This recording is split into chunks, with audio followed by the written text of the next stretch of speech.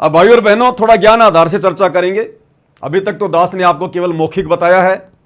अब आपको यह दृढ़ विश्वास हो जाएगा जब हम आगे कुछ और पढ़ेंगे यथार्थ भक्ति बोध के अनुवाद में, फिर हमें पक्का हो जाएगा कि वास्तव में हमारे गुरुदेव भगवान ने हमारी परीक्षा के लिए यहां पर इस प्रकार से लिखा है, भूल सुधार। तो यह आपने देख लिया यथार्थ भक्ति बोध का पेज नंबर 165। अब हम चलते हैं, ये पीडीएफ है उसी यथार्थ भक्ति बोध की, जिसको सतगुरु रामपाल जी परमेश्वर जी ने अपने कर कमल से लिखा है। जीव हमारी जाति है, मानव धर्म हमारा, हिंदू मुस्लिम सिख ईसाई धर्म नहीं कोई न्यारा। भाई और बहनों, ये भूमिका का सेकंड पेज है। पीडीएफ आप जी डाउनलोड कर सकते हैं या आपके पास में पुस्तक होगी, आप खोल के देख सकते हैं। यह भूमिका का, यथार्थ भक्ति बोध की भूमिका का सेकंड पेज है। अब इसमें हम चलते हैं भाई और बहनों। यहां पर गुरुदेव ने सब कुछ लिखकर अपना साइन मार रखा है, संत रामपाल जी महाराज, लेखक और अनुवादक। अब क्या कह रहे हैं गुरुदेव भगवान कि मेरे से अनुवाद में भूल हो सकती है या नहीं हो सकती है, क्या है क्या नहीं है।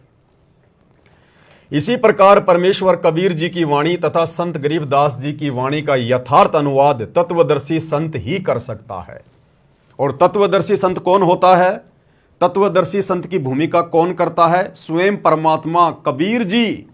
और वर्तमान में धरती पर एकमात्र तत्वदर्शी संत कौन है? सतगुरु रामपाल जी। तो कौन हुए सतगुरु रामपाल जी? स्वयं कबीर भगवान। फिर भला कबीर भगवान की डिक्शनरी में भूल शब्द, गलती शब्द नहीं आ सकता।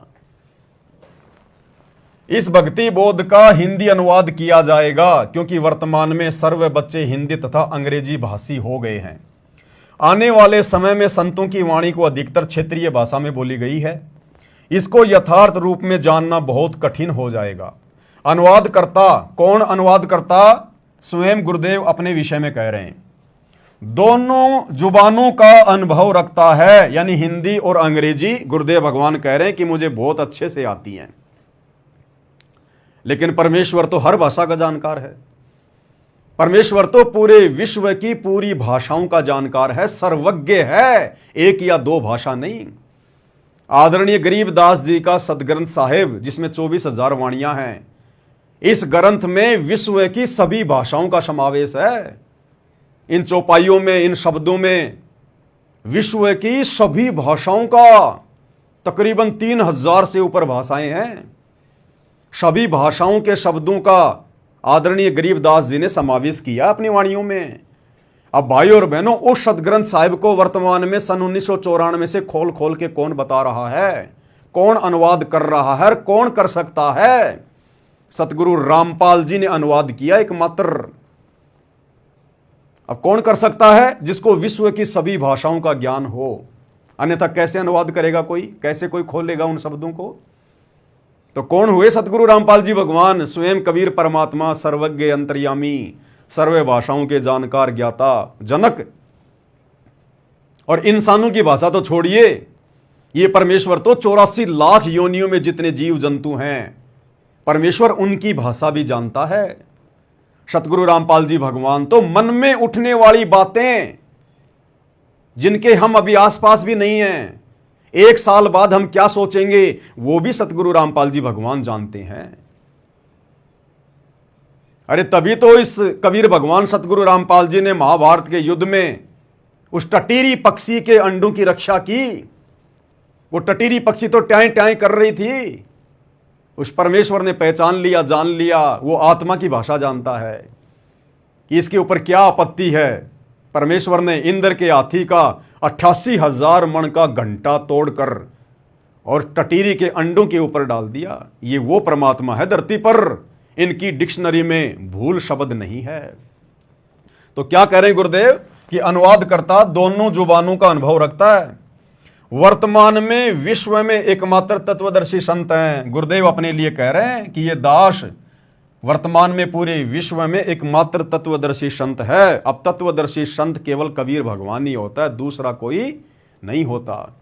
अनुवादकर्ता यानी गुरुदेव भगवान, अनुवादकर्ता का जन्म एक आम संत की भूमिका करते हुए परमात्मा स्वयं के साथ में जन्म शब्द को जोड़ रहे हैं। अन्यथा इस परमेश्वर के आसपास भी जन्म शब्द नहीं होता। इस परमेश्वर ने तो सबको जन्म दिया है। हम सभी आत्माओं का जनक है परमात्मा। कबीर जी, सतगुरु रामपाल जी, ये रियल में सतगुरु हैं। और सतगुरु की क्या परिभाषा है? ना सतगुरु जननी जने और जाके माना बाप, पिंड ब्रह्मंड से रहित है ना वहां तीनों ताप। कि सतगुरु कभी जननी से जन्म नहीं लेता, मां से जन्म नहीं लेता। तो हम अपने गुरुदेव को सतगुरु कहते हैं ना। बंदी छोड़ सतगुरु रामपाल जी भगवान।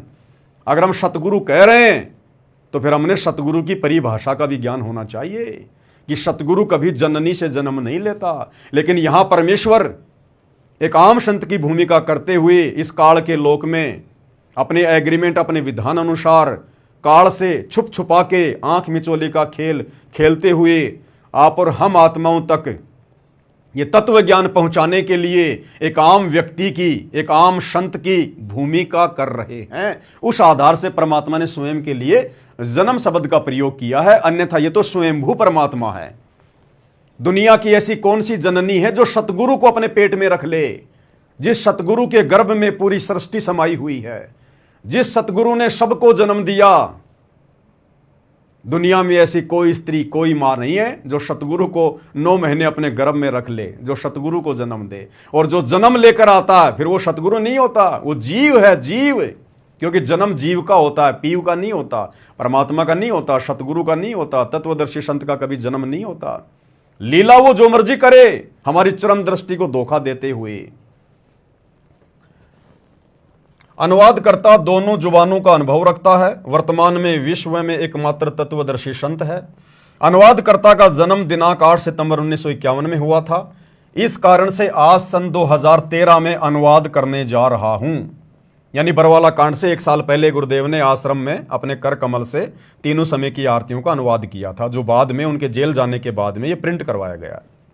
तो सर्व क्षेत्रीय भाषा के शब्द जो अमृतवाणी में हैं, उनके अर्थ अच्छी तरह जानता हूं।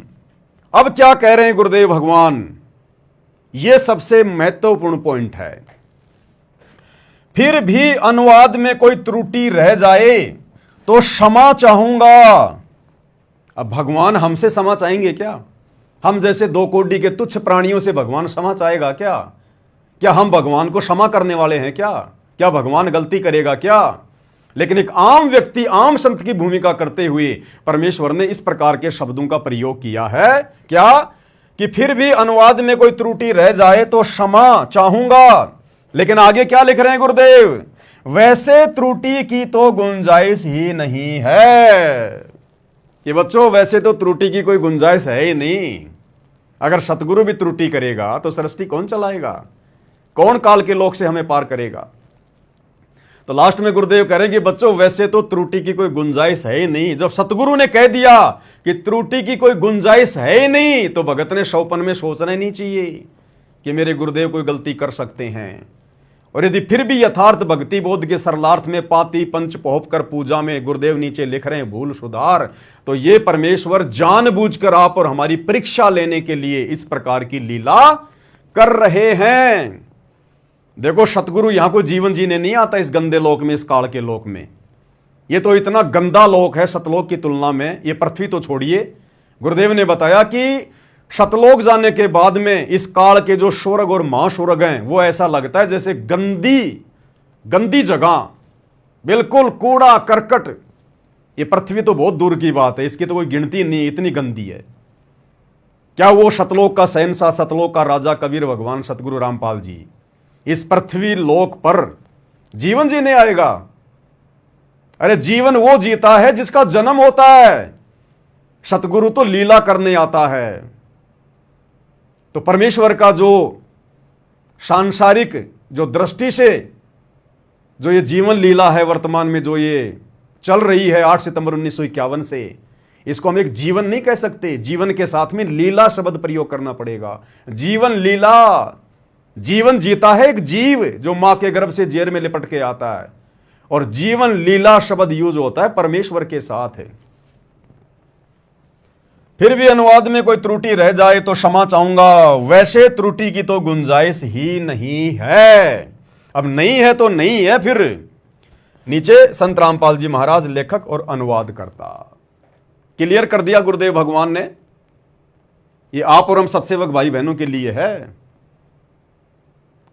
हमें परमात्मा ने त्रिकुटी पर रोक के नहीं रखना, हमें परमात्मा ने त्रिकुटी पर नहीं लेकर जाना, हमें परमेश्वर डायरेक्ट बाईपास लेके जाएंगे अपने विमान में बैठाकर। इसलिए परमात्मा यहीं पर ठोक बजाकर हर प्रकार से हमारी परीक्षा लेके हमें मजबूत करना चाहते हैं। त्रिकुटी पर परमात्मा केवल अपने उन्हीं भक्तों को लेकर जाएगा जो यहां पर परमेश्वर की परीक्षा में पास नहीं होंगे, जो गुरु को परमात्मा मान के भक्ति नहीं करेंगे, जो मर्यादाओं में नहीं रहेंगे, क्योंकि उन्होंने फिर किसी न किसी बहाने से उन आत्माओं को त्रिकुटी पर फैल करना है। और जो आत्मा यहीं पर हर प्रकार से उनकी परीक्षा में पास हो रही हैं, गुरु को भगवान मान के भक्ति कर रही हैं, उनको त्रिकुटी पर ले जाने की क्या जरूरत है? सतगुरु ने तो यही चेक कर लिया उनको। जो यहां पर डगमग नहीं हो रहे, जो यहां किसी के डगमग करने से डगमग नहीं हो रहे, जिन्होंने यहीं पर अपने गुरु को परमात्मा के रूप में जान लिया, पहचान लिया, परमेश्वर मान लिया, उनको त्रिकुटी पर ले जाकर क्या करेगा परमात्मा? उन आत्माओं के लिए परमात्मा कहते हैं, तुम कर दो पल में पार हो जा रजा थारी। बाईपास निकालेगा परमात्मा। जैसे हर शहर के बाहर एक बाईपास होता है, जो लंबे रूट की बसें होती हैं ना, वो बाईपास निकल जाती हैं, शहर के अंदर धक्के नहीं खाती, ट्रैफिक में नहीं फंसती, वो बाईपास निकल जाती हैं। इसी प्रकार हम इस त्रिकुटी पर धक्के नहीं खाएंगे, हमें परमात्मा यहीं पर ठोक बजाकर इतना तैयार कर देंगे। और वो तो अंतर्यामी है, उनको तो पता है कि कौन त्रिकुटी पर फेल होगा, कौन त्रिकुटी पे पास होगा। तो परमेश्वर यहीं से हमारे को बाईपास और डायरेक्ट सतलोक में बैठा देंगे, पता भी नहीं चलेगा काल को आत्मा गई कौन से रास्ते से। उसके लिए आप और हमारी भाई और बहनों परीक्षा चल रही है कि अगर जरा भी कोई कमजोरी हो तो अभी तो ठीक कर लो, अभी तो मौका है, लेकिन बाद में मौका नहीं मिलेगा। फिर त्रिकुटी पर जाकर अगर तुमने अपने गुरु जी के प्रति मन में कोई शंका पैदा कर ली, कोई संदेह पैदा कर लिया, गुरु के अलावा किसी और में परमात्मा देख लिया, वहां मौका नहीं मिलेगा भूल सुधार का। ये भूल सुधार का मौका केवल यही है पृथ्वी लोक पर। इसलिए परमेश्वर आप और हम सत्सेवक भाई बहनों को दृढ़ कर रहे हैं।